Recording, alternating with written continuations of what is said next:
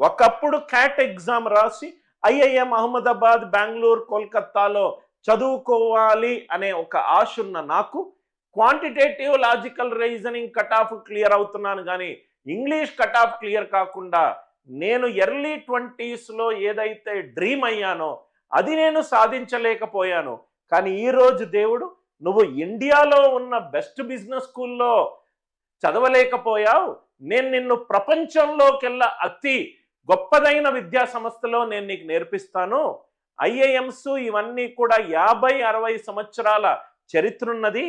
నువ్వు 50-60 సంవత్సరాల చరిత్ర ఉన్న స్కూల్లో, బిజినెస్ స్కూల్లో ఒక ప్రోగ్రాం చేయకూడదు.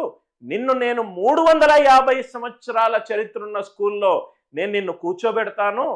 ఐఐఎం అహ్మదాబాద్, బెంగళూరు, కోల్కతాలో చాలా మంది ప్రసిద్ధులు ఉన్నారు, కానీ రతన్ టాటా కూర్చున్న క్లాసులో నిన్ను నేను కూర్చోబెడతాను.